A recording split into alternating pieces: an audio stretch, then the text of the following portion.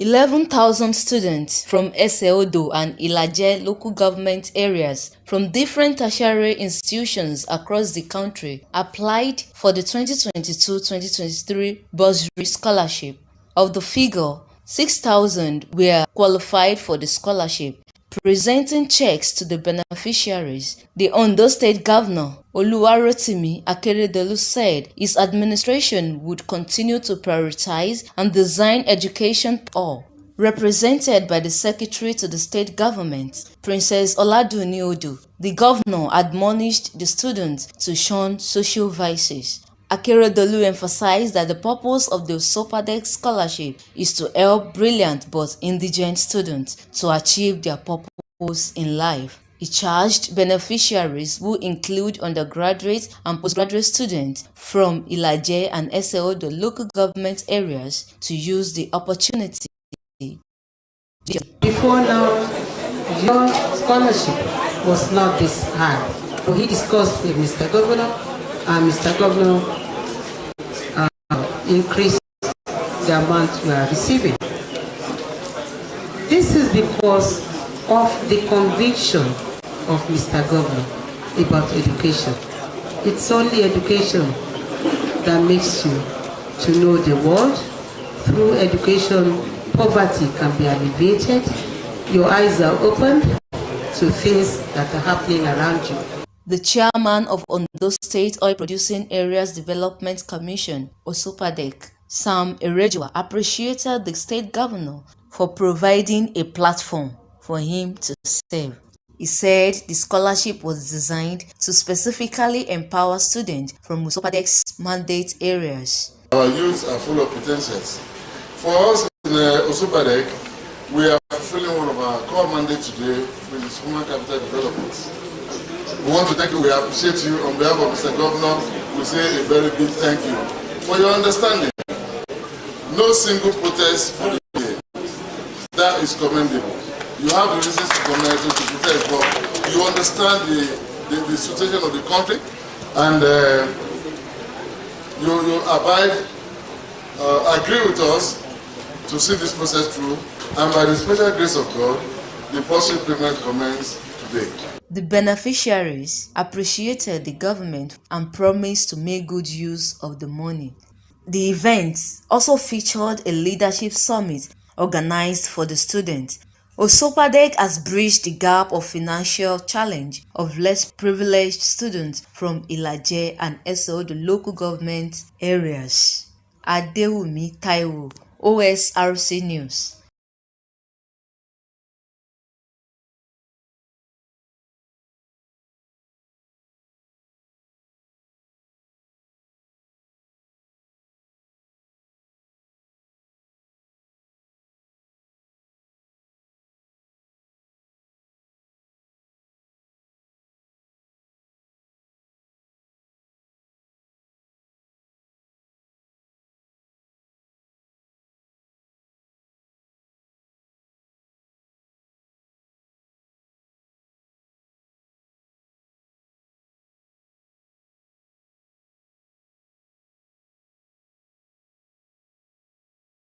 Nigerians grew accustomed to the wave of former President Muhammadu Buhari during his several departures aboard the Nigeria Air Force One. Buhari's 8 years reign as president was laced with travels, which included 53 times for official assignments. Aside this, instances of medical trips accumulated to 431 days outside Nigeria, an equivalent of 1 year and 66 days outside the country. Buhari visited 43 countries, among them Belgium, Burkina Faso, Cameroon, Egypt, Guinea-Bissau, India, among others. With the baton of leadership now passed on to incumbent President Bola Tinubu, the spotlight is gradually falling on the helmsman's trip outside Nigeria. Within the 100 days in office mark, President Tinubu spent 19 days abroad, with his first trip a travel to France for the Paris Summit for the new global finance, and Guinea-Bissau after his trip to Saudi Arabia. The president also joined other counterparts, bilateral partners, as well as heads of international organizations in Germany to deliberate on the immediate enhancement of the economy and security pact for investments.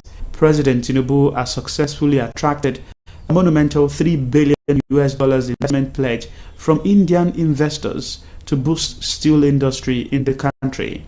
A landmark $500 million deal for renewable energy projects in Nigeria from Germany, among other successes on his trips.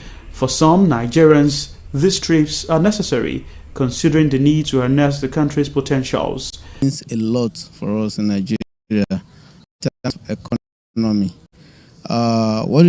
What the president is trying to do is to drive direct foreign investments into Nigeria. And that is exactly what we need now, especially when they're focusing on agriculture and extractive industry, which has a very large potential and our comparative advantage as a country in terms of international trade. If this is achieved and there is more direct foreign investment into Nigeria, agriculture develops, extractive industry develops, and our team you can have more things to do in terms of engagement for the youth, and then this will drive positive income for Nigeria in terms of balance of trade. When we are able to gain more income in terms of external reserve, that is forex I'm talking about, then our reserve will also grow. Our naira, which is here and there, will continue to gain in the international market against other currencies. He has been going to establish partnership with those countries to help us well grounded in our country, Nigeria. So if on those trips, for all the stakeholders he meets there, those people are able to partner with us in Nigeria. They're able to establish firms in Nigeria. Those firms will, in a way, generate more job for young people to harness, and it will reduce the rate of, traveling out of young people from the country. While former President Buhari visited about 43 countries in search of foreign direct investment, report says on his watch, foreign direct investment dropped from $1.45 billion in 2015 to $468.91 million, a decrease of 213%. This statistic is worrisome for some Nigerians who want more impact from Tinubu, considering the country's dire resources. Since our budget is used to service debts, that is not normal. And so the government or the president is trying all he could do to see how the economy can improve. Look at our inflation rate, 2 digits, 27%. Look at the exchange rate, worrisome. Look at the cost of production, bad.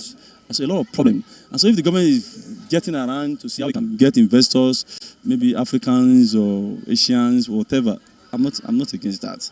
But I just hope that relates or brings about positive results. And short of that, it's not acceptable. I should you understand business. I should you understand governance.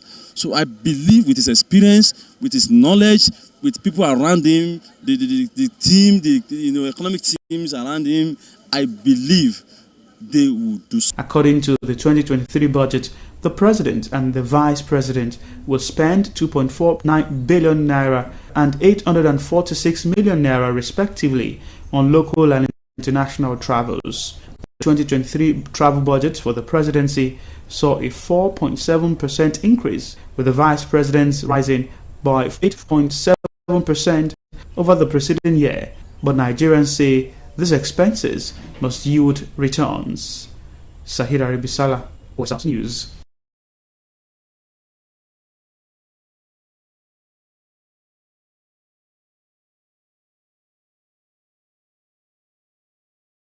Management Authority, Mr. Adefola Omoli, there will be restriction of human and vehicular movements between the hour of 7 and 10 in the morning. Mr. Omowole, who urged residents of the state to use the period to clean their surroundings, said violators will face the full wrath of the law. He assured residents of Ondo State of the present administration's commitment towards ensuring that the lost glory of the cleanest state in the country will be restored.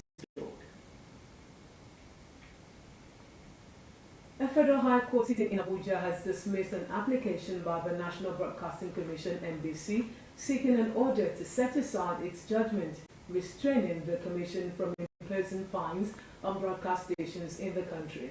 The Media Rights Agenda, MRA, had sued NBC for imposing a fine of 500,000 naira each on channels TVC, ART, and 42 others on March 1, 2019 for allegedly flouting the provisions of the Nigerian Broadcasting Code. MRA held that the action of the Commission violated the right to a fair hearing as contained in the 1999 Constitution and Article 7 of the African Charter on Human and People's Rights. Justice James Omotosho had on May 10 given an order NBC from imposing fines on broadcast stations. Staying with the Court of Appeal sitting in Abuja has reversed the nullification of the election of Governor Abdullahi Sule of Nasarawa State. The appellate court, in a unanimous decision by a 3-member panel of justices, voided the verdict of the Nasarawa State Governorship Election Petition Tribunal, which sacked Governor Sule of the All Progressives Congress. In the lead verdict delivered by Justice Uchechukwu Onemenam, the court held that evidence before it established that the tribunal relied on legally inadmissible evidence to declare the candidate of the People's Democratic Party (PDP), David Mbogadu, as the valid winner of the governorship election that was held in the state on March 18. It held that the tribunal acted wrongly when it recomputed votes and made a declaration that returned the PDP winner of the election, vacated the tribunal that directed the Independent National Electoral Commission (INEC) certificate of return that was issued to Governor Sule as the winner of the government. The Representatives Committee on HIV/AIDS, Tuberculosis, Leprosy, and Malaria has received of 62 billion naira in intervention funds in the country. There will be over an on-site visit to the agency. It expressed disappointment over absence of national coordinators of National Malaria Control Program and National Tuberculosis and Leprosy Control Programs. He described the decision by the executive offices and one Dr. Emperor Ochama to represent them as indicative of their disdain for the National Assembly. Oga, however, acknowledged successes recorded in the fight against deadly diseases by the National Agency for the Control of AIDS under the leadership of Dr. Aliu Gambo as Director General. President Bola Tinubu has appointed Desmond Akawo to serve as Federal Commissioner representing Rivers State Revenue Mobilization, Education and Fiscal Commission, pending confirmation by the Senate. Akawo was appointed for the demise of the immediate past Federal Commissioner from the state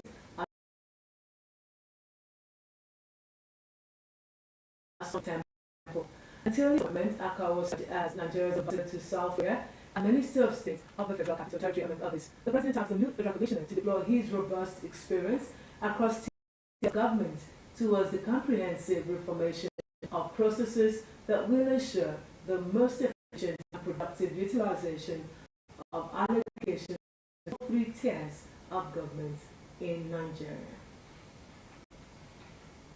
In the meantime, Minister of Innovation, Science and Technology, Uche Naji, says Nigeria loses $10 billion yearly to imported certified welders engaged in various sectors of the economy. The minister disclosed this in Abuja at the signing of a memorandum of understanding for academic and industry collaborations between National Center for Technology Management, Federal University of Technology (MENA), and Neuro-Linguistic Limited. Naji, who expressed sadness at the development, called on stakeholders to double efforts towards developing local content in the country and changing the trend. He said the newly commissioned Dangote refinery employed about 11,000 welders, lamenting that none was Nigerian. Nigeria has over 1 million welders, but none has international certification, which will enable them to work in the oil and gas sectors of the economy. Former Paralympic champion Oscar has made another bid for early release from the South African prison where he is serving over 13 years for murdering his girlfriend. Pretoria's shot River Steenkamp 10 years ago at his home in Pretoria in a killing that shocked the world and has been in prison since 2014. Mr. Kamp's mother, June, is not opposing parole. It is unclear how quickly the parole board will decide, but it could be fast. River Steenkamp, a law graduate and successful model, was killed when Pistorius fired 4 shots with a pistol through the door of a toilet cubicle at home in the early hours of Valentine's Day, February 2013.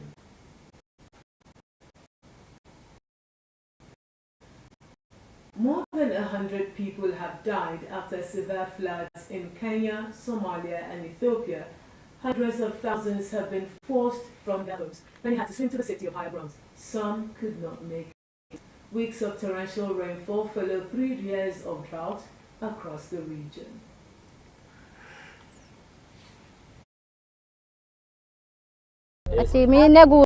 The flood came to our home and we had to cross the water to come here. I was able to save the children, but our chickens were washed away. Here we've had to drink dirty water and the children have diarrhea. Looking at what the weatherman has predicted, that we are about to experience the peak of this, and given that it's likely to go over 6 months, the humanitarian needs are going to be huge. That means it's going to be large-scale need for humanitarian assistance. Yeah, it can be stolen.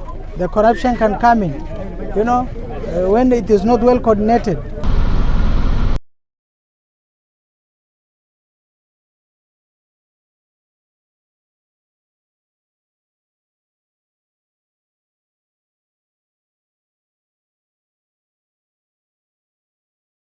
Israeli attack on a United Nations affiliated school in the Jabalia refugee camp in northern Gaza.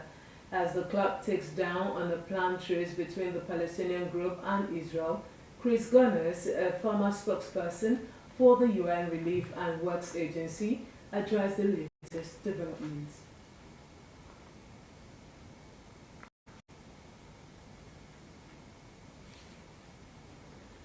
We hope to bring you that in a subsequent bulletin. Elsewhere, Iran has secretly executed a man sentenced to death in connection with last year's anti-government protest. Milad Zorovand was put to death